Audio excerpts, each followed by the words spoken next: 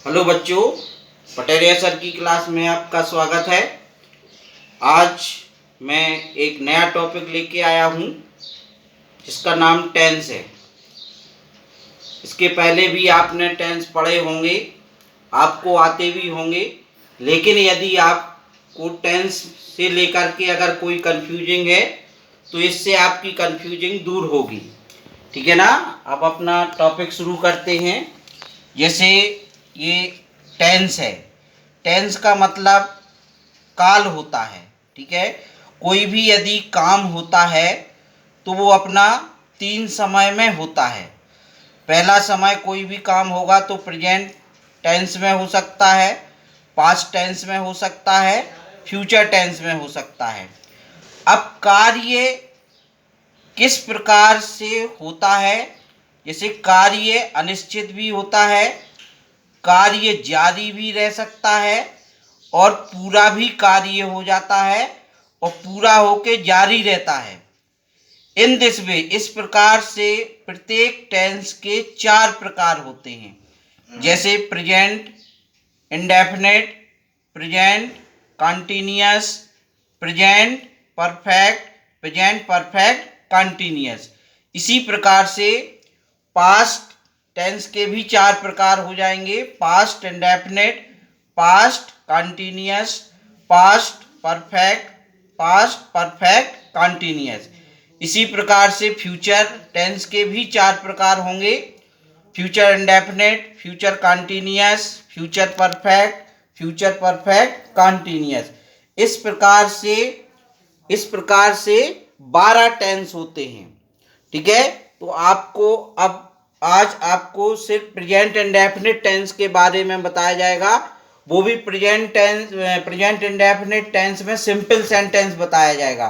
वैसे तो आपको निगेटिव भी पढ़ना पड़ता है, इंटेरोगेटिव भी पढ़ना पड़ता है, तो वो आपको नेक्स्ट वीडियो में बताया जाएगा। आज ओनली आपको प्रेजेंट इंडेफिनिट टेंस के बारे में बताया जाएगा कि प्रेजेंट इंडेफिनिट टेंस क्या है।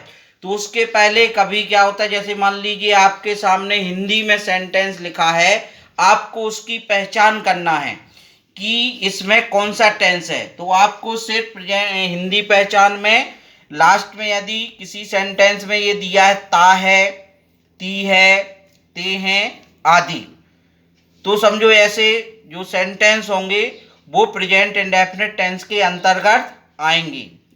अब आज सिंपल सेंटेंस के रूल्स आपको बता रहा हूँ, किस प्रकार से सिंपल सेंटेंस बनता है। इसका स्ट्रक्चर भी मैंने आपको बताया है, किस सब्जेक्ट के साथ क्या मतलब वर्ब की कौन सी फॉर्म आती है।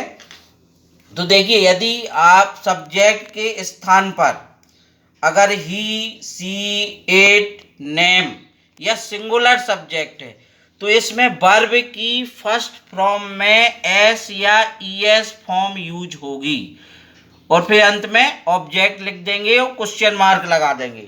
आइए इसको उदाहरण के द्वारा और समझाता हूं। जैसे लिखा है मोहन पत्र लिखता है, तो समझो इसके लास्ट में ता है आया है, तो ये प्रेजेंट इंडेफिनिट टेंस का है। तो इसमें सब्जेक्ट कौन है, सब्जेक्ट हमेशा सेंटेंस के शुरू में ही होता है। तो जैसे मोहन है, मोहन सब्जेक्ट है।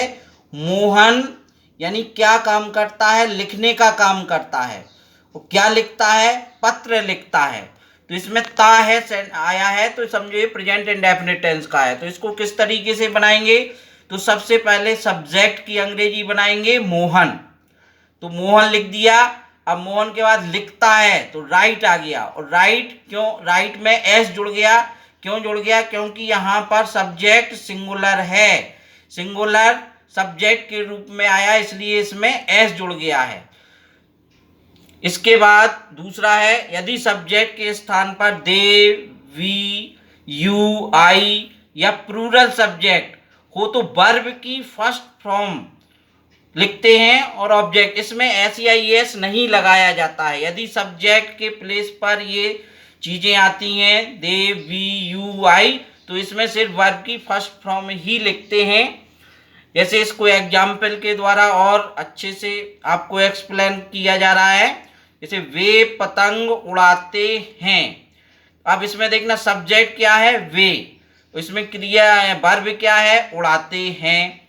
तो इसको किस तरीके से बनाएंगे, तो पहले सब्जेक्ट की अंग्रेजी वे किस मीन्स होता है, दे। तो दे फ्लाई द काइट, यानी इसमें वर्ब में सिर्फ वर्ब की फर्स्ट फॉर्म यूज होगी, ठीक है ना, इसमें एस या एस का यूज नहीं होता। अधिकतर बच्चों को ये बहुत ज़्यादा कंफ्यूजिंग होती है कि इसमें एस जोड़ना है या ई एस जोड़ना है। तो इसके लिए मैं आपको एक और अलग से चीज बता रहा हूं। जैसे मान लीजिए कोई वर्ब है, यदि किसी वर्ब के लास्ट में LAST लास्ट में S double S CH O और X आदि लेटर होते हैं, तो ऐसी वर्ब में ES जोड़ा जाता है, ठीक है। जैसे मान लीजिए आपको एक एग्जाम्पल है, जैसे गो, तो गो में यदि कहीं आ गया तो उसमें आप ES जोड़ेंगे, इस तरीके से गोज हो जाएगा। तो इन वर्ब में ES जोड़ा जाता है, और बाकी वर्ब जो होंगी उसमें सिंपली एस ही जोड़ेंगे जब सब्जेक्ट सिंगुलर होगा, ठीक है बच्चों। अब आगे वीडियो में मैं आपको मतलब नेगेटिव और इंटेरोगेटिव बताऊंगा। मेरे वीडियो को लाइक, सब्सक्राइब, कमेंट्स ये करें, मतलब यही सब चीज़ें ही हमारा प्रतिफल होती हैं। Thank you.